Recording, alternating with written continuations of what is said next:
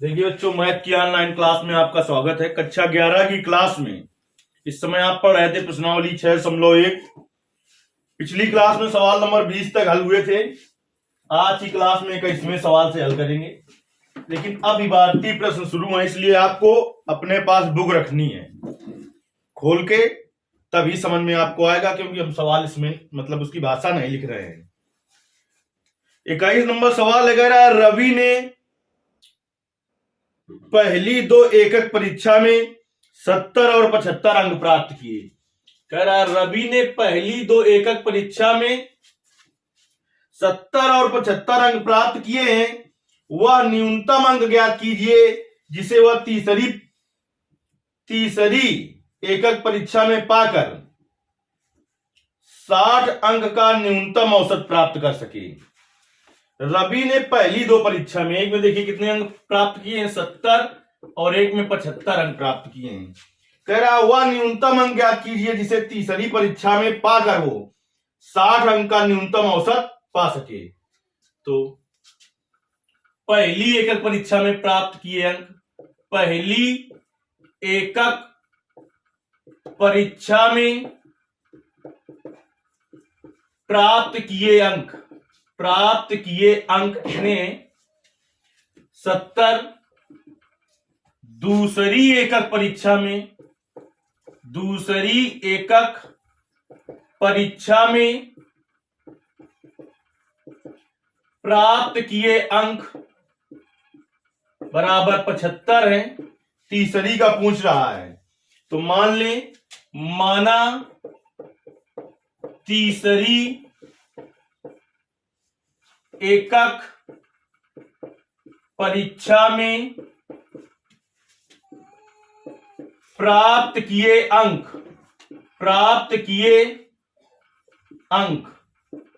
पहली एकक परीक्षा में प्राप्त किए, यहां पर लिखना चाहिए अंक, यहां पर भी अंक, मान लें कि यक्ष अंक प्राप्त किए इसने। तो इन तीनों परीक्षाओं में प्राप्त किए गए अंकों का औसत निकालने, पहले तीनों एकक परीक्षाओं में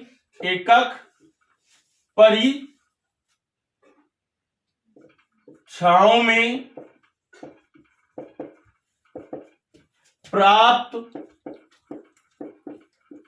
एकक अंकों का औसत।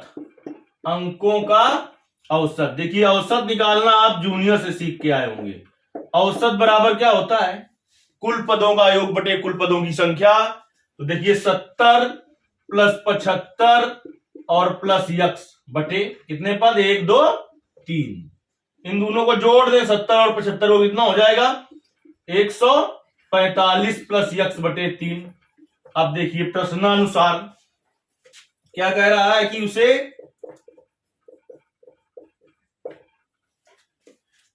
कहता है कि वह न्यूनतम अंक ज्ञात कीजिए जिसे वो तीसरी एकक परीक्षा में पाकर 60 अंक का न्यूनतम औसत प्राप्त कर सके।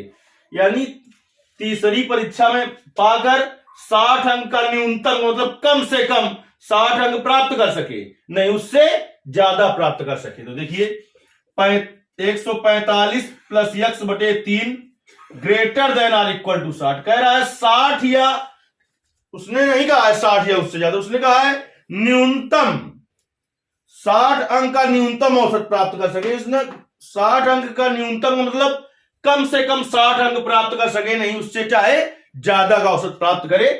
तो कम से कम 60, नहीं उससे ज्यादा, तो ज्यादा का मतलब ग्रेटर देन, और कम से कम 60 का मतलब 60 भी हो सकता है उसमें, इसलिए लगा दिया इक्वल टू, क्रिया गुणा करा दो, 145 plus x greater than or equal to, ये भाग में गुणा में जाएगा, 60 गुणते 3, तो 145 plus x greater than or equal to 6 का 18, 180।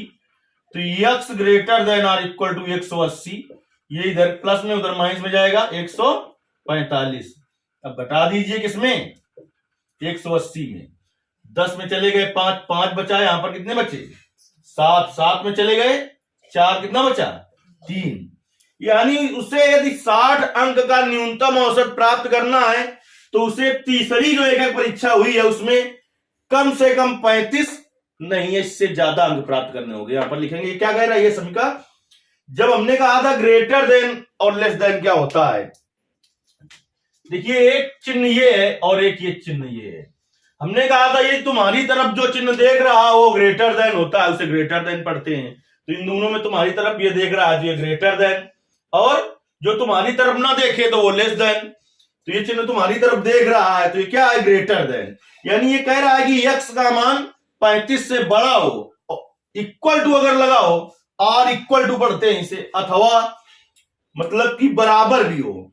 तो यानी तीसरी परीक्षा में उसे क्या करना होगा, 35 या इससे ज्यादा अंक प्राप्त करने होंगे। हिंदी में ये लिखेंगे कि उसे तीसरी एकक परीक्षा में 35 या इससे ज्यादा अंक प्राप्त करने होंगे, जिससे वह न्यूनतम 60% अंक प्राप्त कर सके।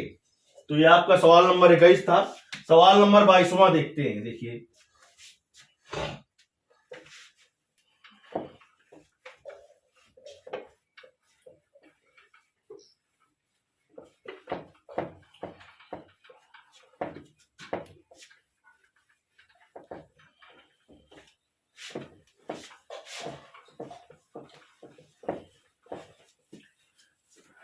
बाईस नंबर सवाल है, किसी पाठ्यक्रम में ग्रेड ए पाने के लिए एक व्यक्ति को सभी 5 परीक्षाओं और प्रत्येक परीक्षा 100 अंक की है में 90 अंक या उससे अधिक अंक का औसत प्राप्त करना चाहिए। 90 अंक या उससे, देखिए इसके पहले वाले का आंसर मिला लेते हैं थोड़ा।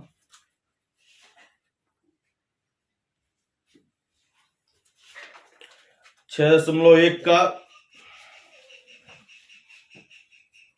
35 से अधिक या उसके बराबर। ठीक है, कहता है किसी पाठ्यक्रम में ए ग्रेड पाने के लिए एक व्यक्ति को सभी 5 परीक्षाओं, जिनमें से प्रत्येक परीक्षा 100 अंक की है, में 90 अंक या अधिक अंक का औसत प्राप्त करना चाहिए। 90 या उससे ज्यादा का औसत प्राप्त करना चाहिए।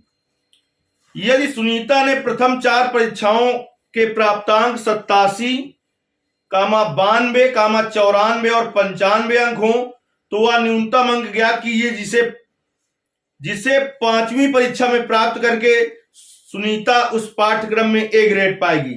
तो ए ग्रेड पाने के लिए 90 अंक या उससे ज्यादा अंक लाने हैं। चलिए देखते हैं हम कि सुनीता ने पहली परीक्षा में प्राप्त किए अंक। सुनीता ने पहली परीक्षा में प्राप्त किए अंक कितने प्राप्त किए हैं अंक? 87। सुनीता ने दूसरी परीक्षा में प्राप्त किए अंक, दूसरी, पूरा हिंदी आप लिखेंगे, डैश ये लाइन नहीं खींचेंगे, 92 अंक प्राप्त किए हैं। फिर सुनीता ने तीसरी परीक्षा में प्राप्त किए अंक, पूरी भाषा हिंदी की लिखनी है आपको, 94 अंक। सुनीता ने चौथी परीक्षा में प्राप्त किए अंक 95 हैं। तो कह रहा है कि 5वीं परीक्षा में वो कितने अंक प्राप्त करेगी उसे ए ग्रेड मिल जाए। माना सुनीता 5वीं परीक्षा में माना सुनीता 5वीं परीक्षा में, या माना सुनीता द्वारा 5वीं परीक्षा में प्राप्त किए गए अंक, माना सुनीता द्वारा 5वीं परीक्षा में प्राप्त किए गए अंक यक्स। अब 5 परीक्षाओं का औसत निकाल लो। 5 परीक्षाओं का औसत, 5 परीक्षाओं का औसत, हमने कहा औसत आपने जूनियर से पढ़ना शुरू किया था। किसी का भी औसत निकालना हो, उन सभी अंकों को जोड़ दो और जितने पद हो उतने से भाग दे दो। तो 87 plus 92 plus 94 plus 95 plus x बटे कितने पद हैं? 1 2 3 4 5। चलिए अभी सबको जोड़ लेते हैं। देखिए 5 4 9, 9 2 11, 11 और 7 18 की 8 हासिल 1, 9 9 18, 9 3 27 और 9 चौका 36। अरे है 8 लेकिन हासिल वाला इसी में जोड़ दिया। प्लस का यक्स बटे 5। प्रश्नानुसार देखिए प्रश्न में क्या कह रहा है कि उसे ए ग्रेड पाने के लिए, ए ग्रेड कब पाएगा? प्रश्न पेपर में पहले ही प्रश्न में बता दिया है आपसे कि 100 अंक का पूर्णांक है, यदि वह 90 अंक या उससे 90 अंक या इससे अधिक अंक पाएगा तभी ए ग्रेड पाएगा। तो कह रहा है कि तो वह न्यूनतम अंक ज्ञात कीजिए जिसे 5वीं परीक्षा में, न्यूनतम का मतलब होता है कम से कम 90 नहीं तो उससे ज्यादा। तो देखिए 368 प्लस यक्स बटे 5 greater than or equal to, कहता है ए ग्रेड प्राप्त करे कम से कम। तो ए ग्रेड तब प्राप्त करेगा जो उसे 100 में कम से कम 90 अंक प्राप्त हो, कम से कम 90 तो ए ग्रेड मिलेगा, 90 से ज्यादा होंगे तब भी ए ग्रेड मिलेगा। तो यह समीक्षा यही कह रही है तुमसे कि क्या हो, इसका मान 90 के बराबर हो या 90 से बड़ा हो। न्यूनतम का मतलब क्या हुआ? कम से कम 90 नहीं तो उससे ज्यादा। चलिए इसको हल कर लेते हैं हम। तो सॉरी 36 यक्स नहीं 368 था यहां पर। तो 368 plus x greater than or equal to 90, भाग में था गुणा में चला जाएगा। तो 368 plus x greater than or equal to अपना 45 450। तो x greater than or equal to 450 minus का 368।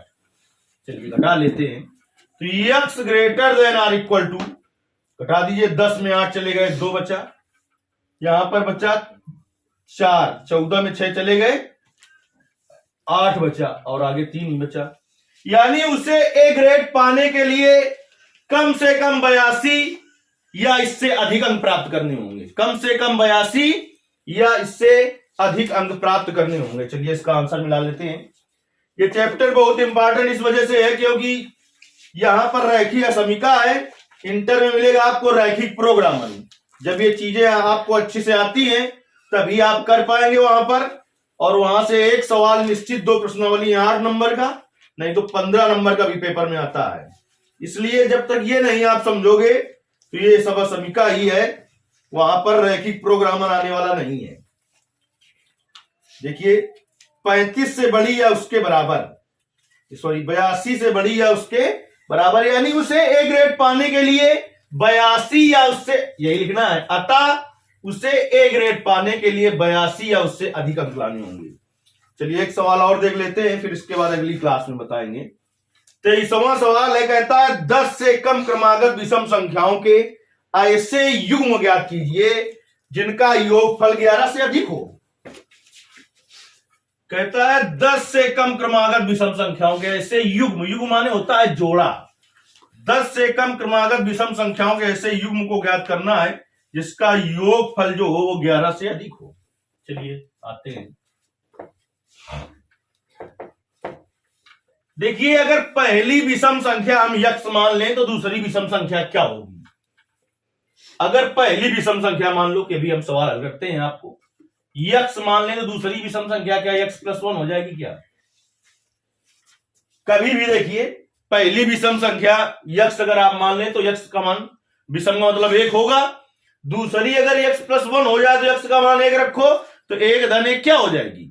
2, तो दूसरी क्या आ जाएगी? सम। तो अगर पहली मानी जाए यक्स विषम संख्या तो दूसरी होगी यक्स प्लस 2। अब देखिए यक्स का मान विषम रखिए 1 तो दूसरी कितनी आ जाएगी? 3। यक्स का मान विषम रखो 3 तो दूसरी कितनी आ जाएगी? 5। यक्स का मान विषम रखो कितनी आ गई? 5। अगर रखोगे तो 7 आ जाएगी।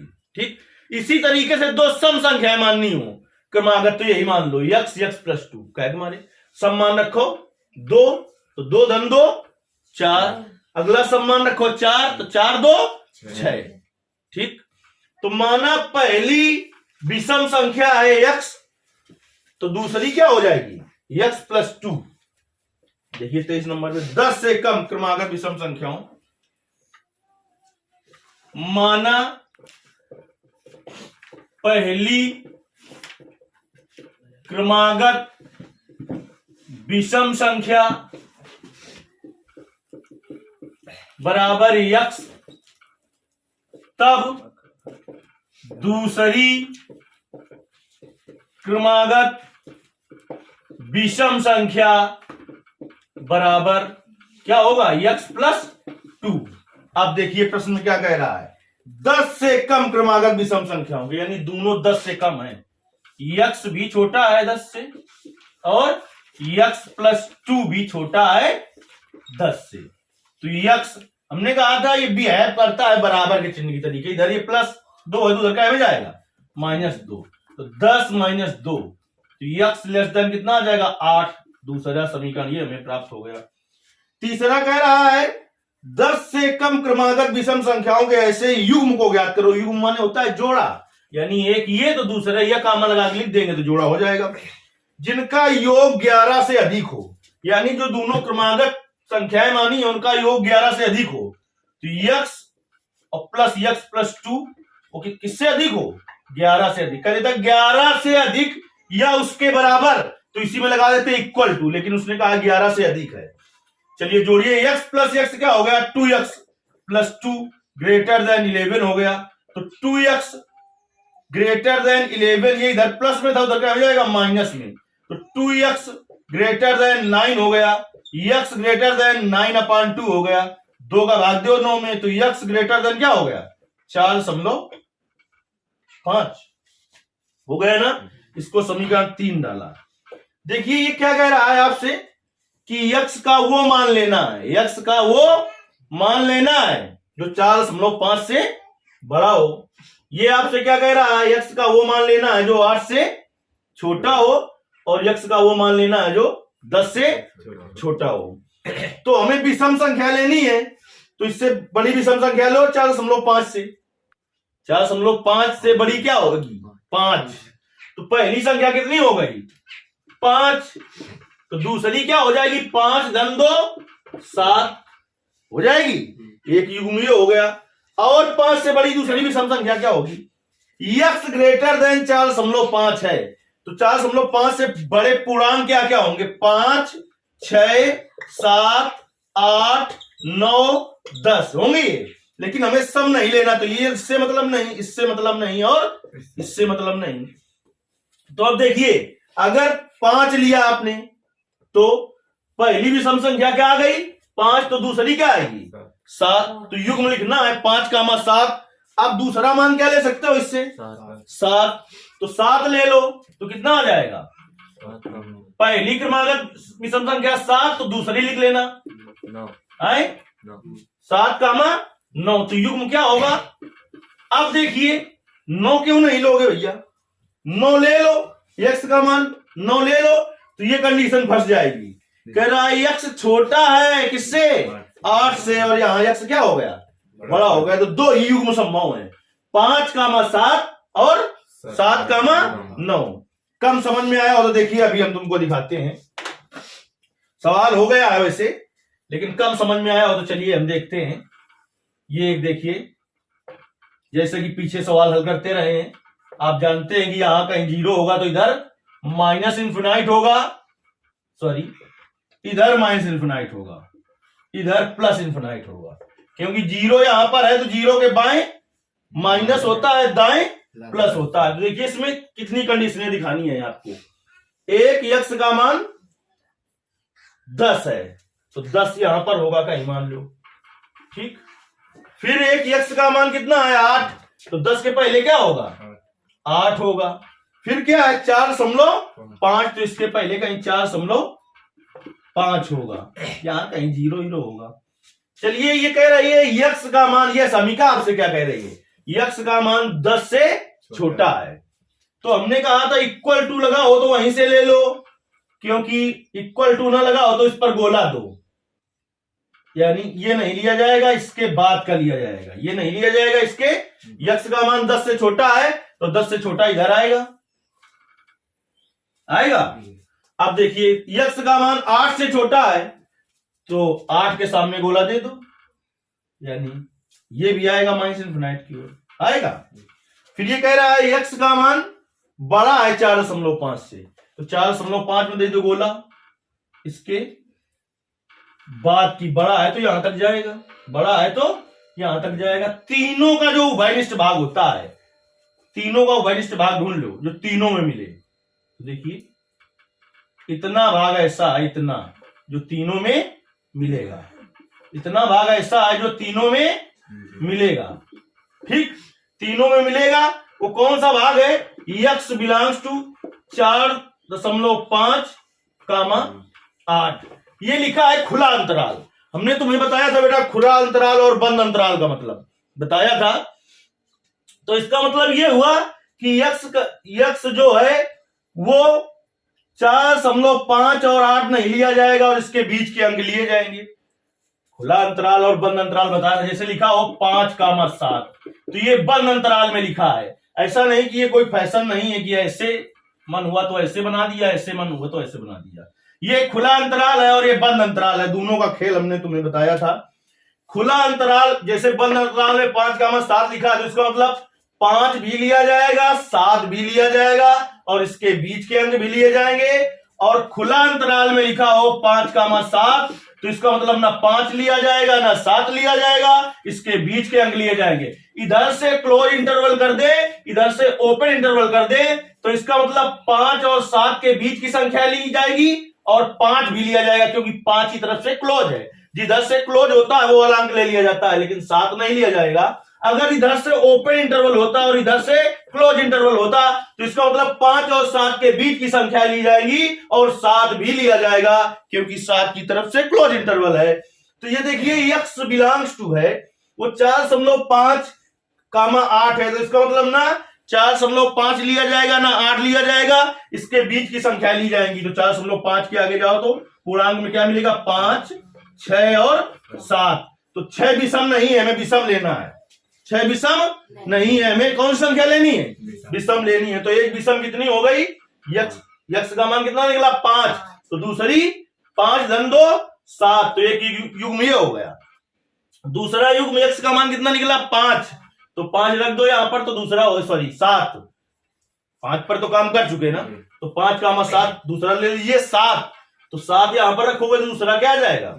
9। 7 कामा 9। तो जो प्रश्न आपसे पूछा था ऐसे दो युग्म होंगे 5 कामा 7 और 7 कामा 9 जो कि 10 से कम हो। दोनों 10 से कम है कि नहीं? उसने कहा था दोनों 10 से कम हो। तो देखिए 5 भी 10 से कम है और 7 भी 10 से कम है, दोनों 10 से कम हो उसने कहा था। और दोनों का योग जो वो 10 से ज्यादा होना चाहिए। तो दोनों का योग देखिए, इन दोनों को जोड़िए, सॉरी 10 से नहीं 11 से ज्यादा हो। दोनों को जोड़िए 11 से ज्यादा है कि नहीं? इन दोनों को जोड़िए 11 से ज्यादा है कि नहीं? इसलिए यही आंसर होगा। इसके आगे के सवाल अगली क्लास में बताए जाएंगे। धन्यवाद। चलो ये लगा 18 रुपये ले तुम बन जाए।